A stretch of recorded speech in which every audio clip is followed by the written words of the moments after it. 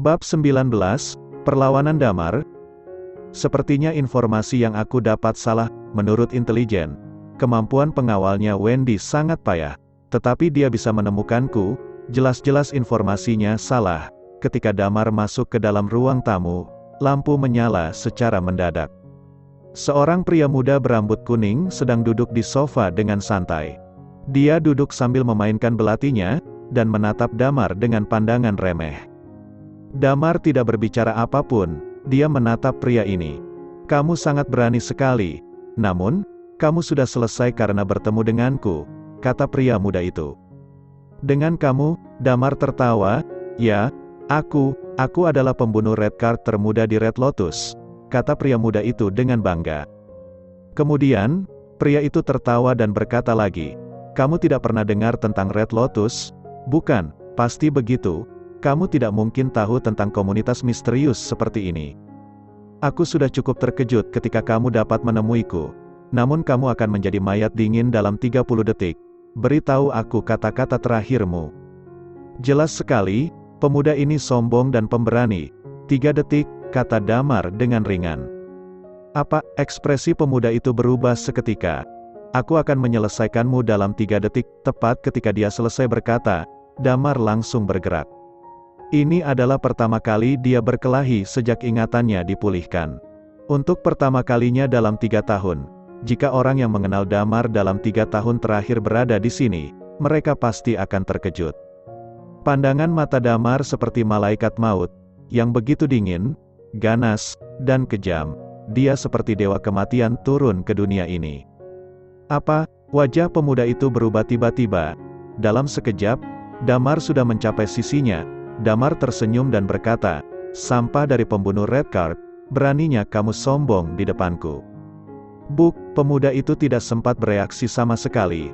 Tangan Damar sudah meninju wajahnya. Dia tiba-tiba melayang dari tanah. Tetapi saat berikutnya, dia merasa seseorang mencengkeram pergelangan kakinya. Dan kemudian dia terlempar ke tanah lagi. Ubin lantai di rumah Wendy hancur berkeping-keping. Pemuda ini masih tidak ada kesempatan untuk melawan. Dia merasakan tangannya kosong, tidak tahu kapan belatinya telah diambil oleh pria itu. Seketika, belati dingin diletakkan dekat lehernya. Pemuda ini merinding dalam sekejap, dan semburan udara dingin naik dari punggung dan langsung menuju ke dahi. Dia selalu percaya bahwa dia adalah seorang jenius di Red Lotus dan pembunuh Redguard termuda. Dia hampir tidak ada catatan meleset. Tetapi ketika menghadapi Damar, dia bahkan tidak punya kesempatan untuk melawan. Perbedaan antara mereka jauh sekali.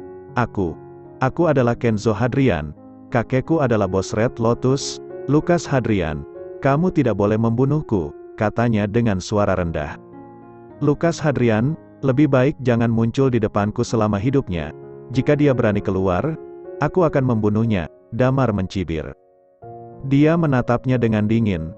Lalu menjilat bibirnya, "Sudah 3 tahun aku tidak pernah membunuh orang. Selamat, kamu menjadi orang pertama yang aku bunuh setelah aku kembali." 3 tahun, pemuda itu tercengang sebentar, kemudian berkata lagi, Kamu adalah Night Watcher Zero, itu." Namun, dia tidak bisa menyelesaikan perkataannya. Damar sudah memotong lehernya dengan belati yang di tangannya, darah mengalir dari lehernya sampai ke bawah. Pandangan pemuda itu terlihat terkejut, tetapi pernapasannya sudah berhenti secara total. Damar tersenyum, lalu mengambil beberapa tisu untuk menutupi leher mayat ini, supaya darahnya tidak terjatuh ke lantai, kemudian dia menoleh ke samping. Di luar, seseorang memaki, "Dasar penakut, masa langsung kabur dengan begitu cepat? Beraninya dia meninggalkan aku sendiri melawan 2 orang. Aku tidak akan membiarkanmu mendekati Wendy lagi." Suara wanita ini adalah Sela Wijaya. Damar tertawa tanpa daya.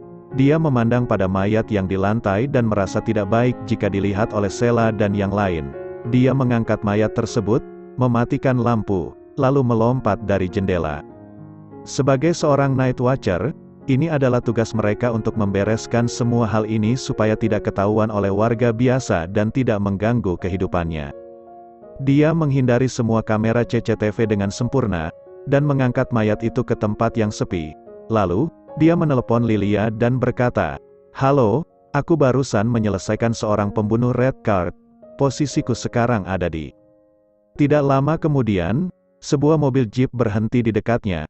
Jendela mobil telah diturunkan.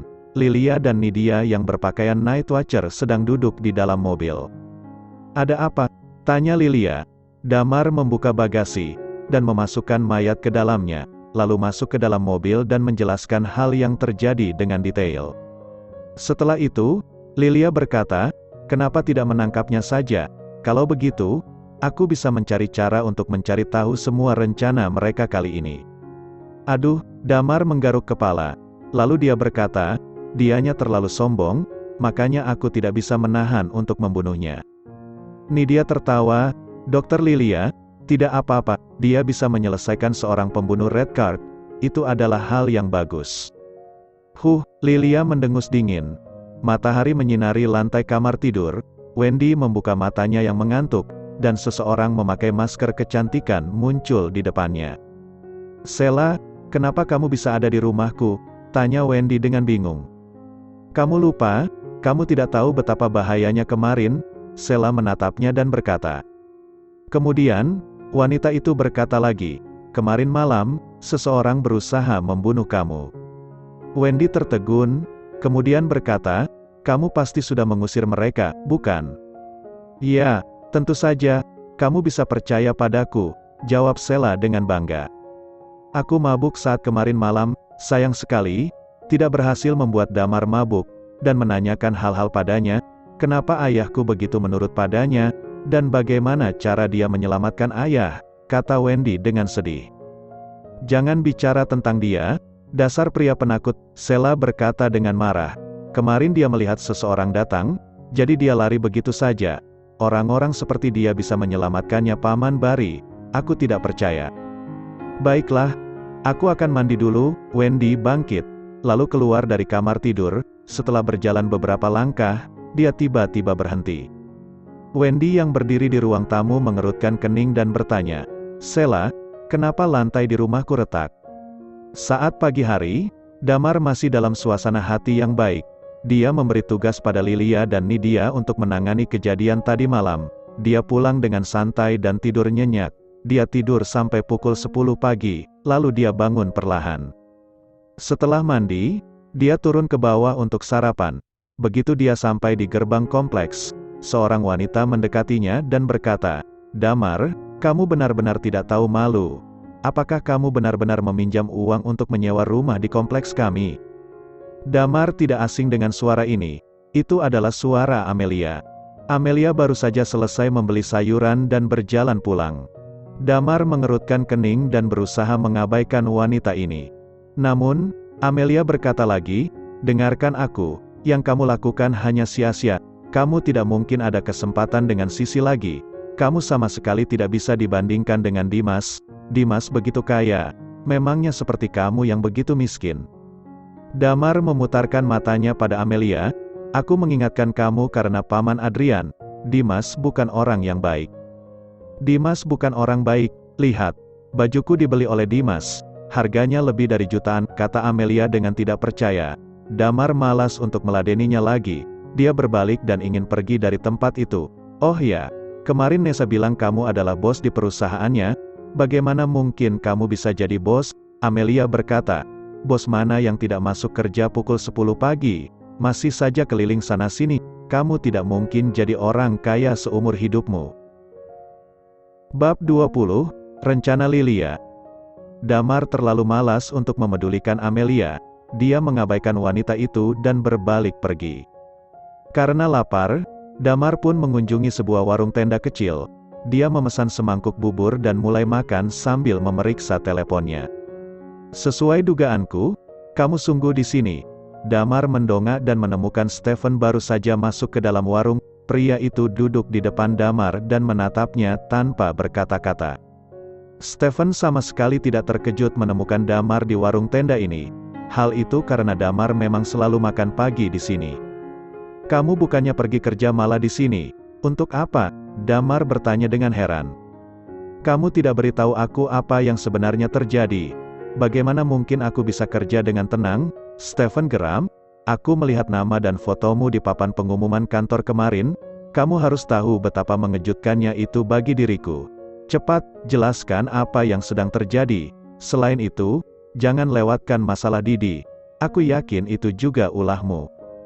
Didi adalah mandor Damar dan Stephen ketika mereka dulu bekerja sebagai pekerja konstruksi. Setelah menyuruh Clara menghadapi pria itu, Damar sama sekali tidak memedulikannya lagi. Didi, Damar memasang wajah bertanya-tanya, kenapa dia? Stephen mengerjapkan matanya, tak menyangka Damar sangat acuh tak acuh dengan apa yang terjadi pada Didi. Paling tidak, setelah apa yang mantan bos mereka itu lakukan, Stephen kira Damar akan mengikuti berita yang terjadi padanya, termasuk kejatuhannya.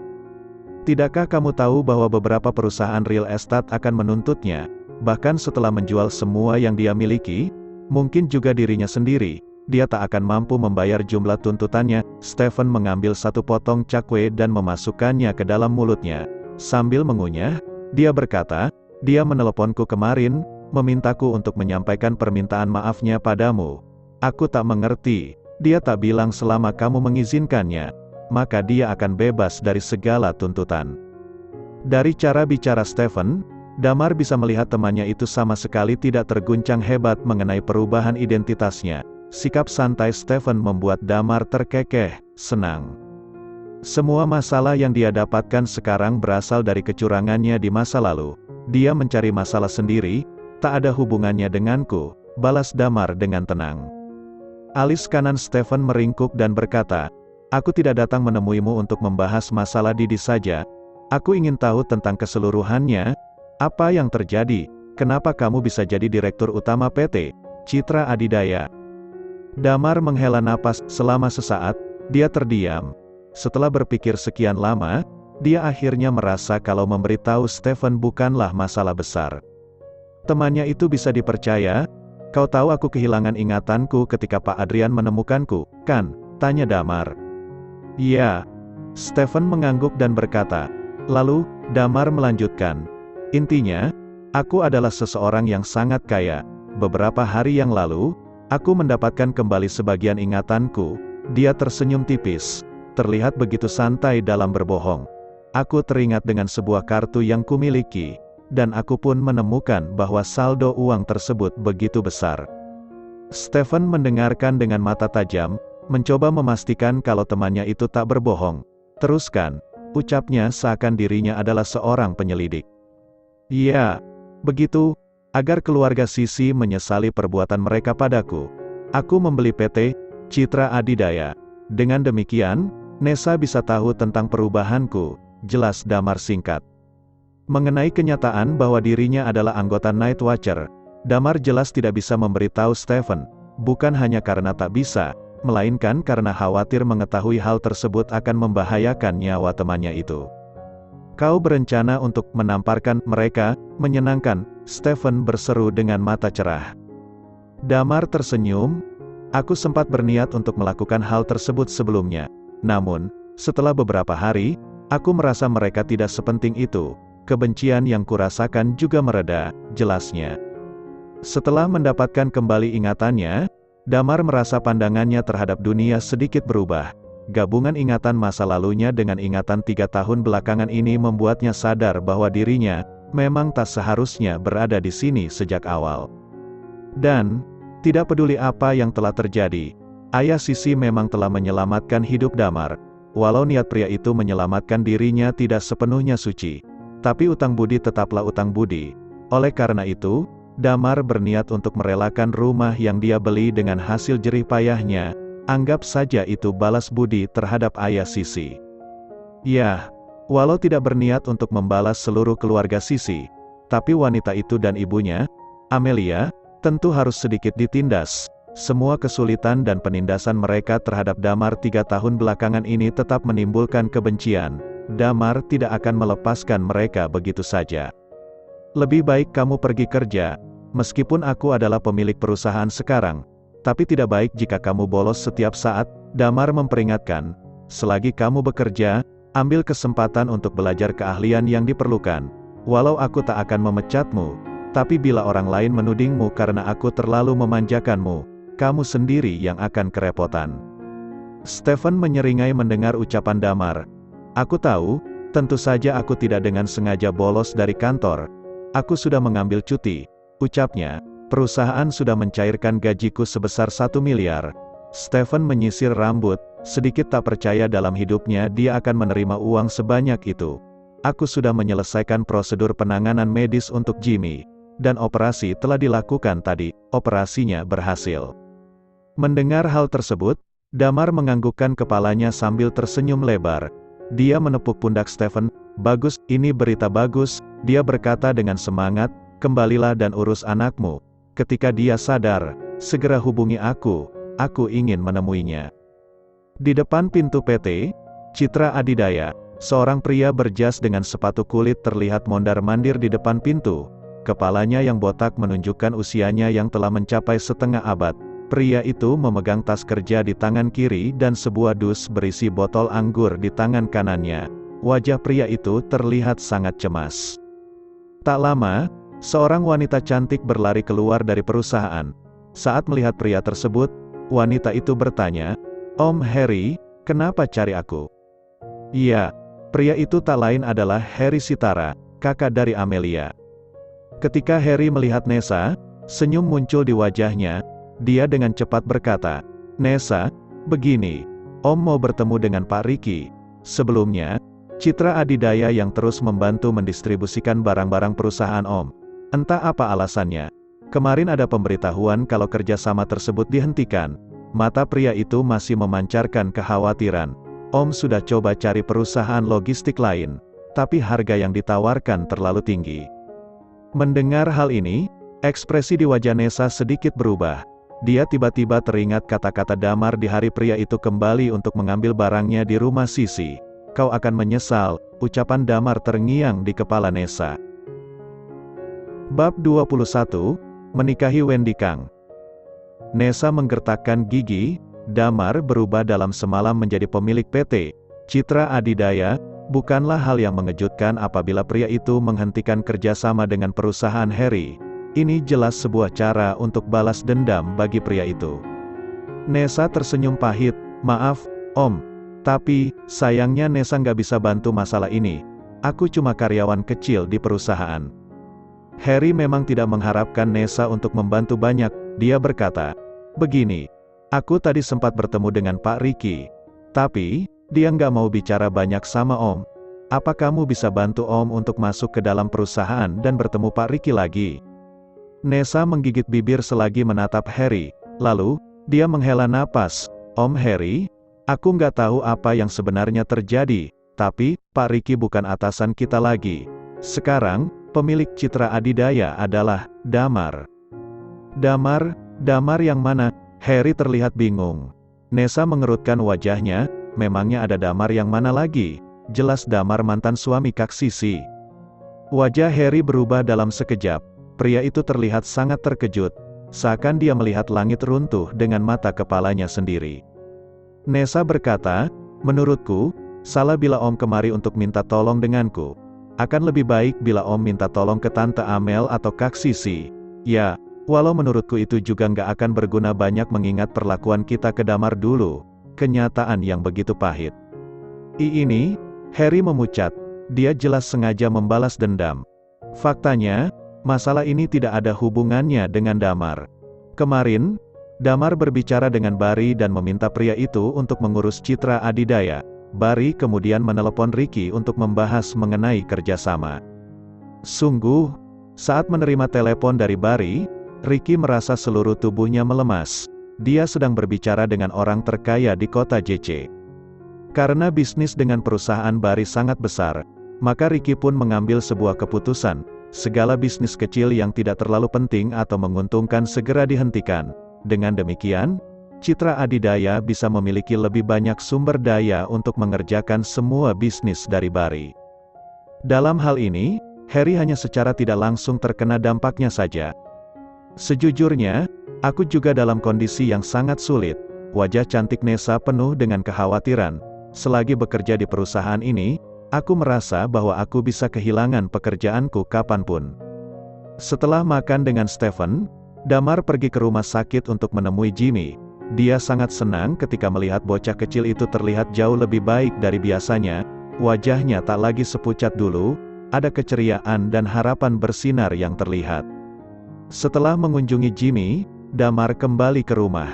Sekarang, Damar tidak perlu lagi bekerja konstruksi. Perusahaan juga telah ditangani oleh Barry dan Ricky. Lilia sendiri masih belum memberikan Damar tugas apapun terkait identitasnya sebagai Night Watcher. Sekarang, Damar benar-benar tidak memiliki hal yang perlu dilakukan. Ketika Damar kembali ke rumah, hari sudah siang. Lilia dan Nidia telah selesai memasak makan siang. Saat Damar masuk dari pintu, Lilia meliriknya dan berkata, "Kamu nggak ada kerjaan sekali, ya?" Damar terkekeh, "Ya, memang tak diberikan pekerjaan. Aku harus bagaimana? Aku belum sepenuhnya ditugaskan kembali sebagai Night Watcher, tentu saja tak ada kerjaan." Lilia menatap Damar untuk sesaat, lalu menjatuhkan pandangannya. "Night Watcher, kamu tidak perlu kembali." "Hah?" Damar bertanya dengan heran, "Apa maksudmu?" "Aku telah menelepon pria tua itu tadi. Lalu, dia berkata bahwa kamu tidak perlu kembali." Lilia melanjutkan, "Dalam 3 tahun terakhir, entah pihak internal Night Watcher maupun pihak-pihak lain, semua orang berpikir bahwa kamu sudah tidak ada. Dengan demikian, ini adalah sebuah keuntungan. Jangan menunjukkan dirimu dulu. Bekerja samalah dengan kami dalam diam untuk menyelesaikan beberapa misi, lebih santai." Wanita itu menjelaskan dengan detail. Mata Damar berbinar, "Benar juga, aku juga bisa lebih bebas kalau memang begitu." Lalu, dia mengerutkan kening. "Kalian bagaimana, sudah selesaikan tugasnya?" "Sedang dilaksanakan," Lilia berkata. "Sudah waktunya untuk memberikanmu tugas." Di sebelahnya, Nidia yang sedang makan tiba-tiba terbatuk. Damar tidak terlalu peduli dengan apa yang terjadi dengan Nidia. Sudah temukan orang-orang mereka?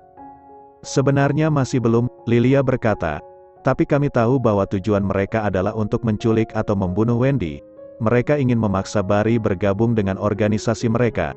Mata wanita itu memancarkan sedikit amarah. "Kamu tahu bahwa Barry mengetahui keberadaan Night Watcher, bukan? Saat kami baru tiba, kami sudah tekankan pada Barry untuk menjaga rahasia. Sekarang, yang terpenting adalah menjaga keselamatan Wendy." Jadi, Damar tak mengerti inti dari segala ucapan Lilia. "Jadi, kita perlu mengirim seseorang untuk melindungi Wendy tanpa pengetahuan Red Lotus," Lilia berkata dengan tenang. "Artinya, kalian ingin aku menjadi pengawal Wendy?" Damar bertanya dengan heran. Hal semacam ini bukan masalah bagi Damar. Dulu, Damar sering menjalankan tugas yang mengharuskannya untuk berpura-pura sebagai seorang pengawal. "Bukan, pengawal terlalu kentara," Lilia berkata. "Kalau kamu jadi pengawal Wendy, Red Lotus pasti bisa mengendus keberadaan Night Watcher. Mereka akan memilih untuk menargetkan Wendy saat dirimu tak ada." Setelah mengatakan ini, Lilia melihat ke arah Damar. "Kamu telah menghilang selama 3 tahun. Di kota JC, kamu hanyalah orang biasa. Jadi, ketika kamu muncul di sebelah Wendy, tidak akan ada yang mencurigainya. Selain itu, dengan identitas seorang suami." "Tunggu." Damar merasakan ada yang tidak beres. "Identitas apa?" "Suami," Lilia menjawab singkat. "Aku sudah bilang, setelah kita tiba di kota JC, kita sudah berbicara dengan Barry. Oleh karena itu, pesta keluarga Kang hari itu adalah sesuatu yang telah direncanakan oleh kami. Dari semua orang, Barry memutuskan untuk memperlakukanmu dengan sangat baik. Jadi, bisa dikatakan kamu orang yang terpilih untuk menjadi menantu keluarga Kang." Damar ternganga. "Lilia, kamu bercanda?" Damar ternganga. "Lilia, kamu bercanda?" Lilia tidak mengacuhkan ucapan Damar. "Dengan cara ini, kamu bisa berada di dekat Wendy tanpa dicurigai siapapun.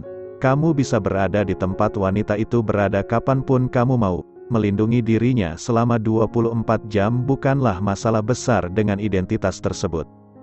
Aku rasa kamu lupa bahwa identitasku bukan lagi orang biasa. Aku sudah punya perusahaan logistik terbesar di kota JC. Foto wajahku ada di papan pengumuman perusahaan tersebut dan ada banyak orang yang melihatnya." Damar mencoba untuk melepaskan diri dari tanggung jawab aneh ini. Lilia menganggukkan kepala. "Ya, memang benar. Bukan masalah. Bilang saja itu hadiah dari Barry." Mendengar hal ini, Damar mengerutkan kening. "Kalau memang begitu, Bukankah dia bisa dianggap semua orang sebagai pria yang jadi beban keluarga? Bersambung.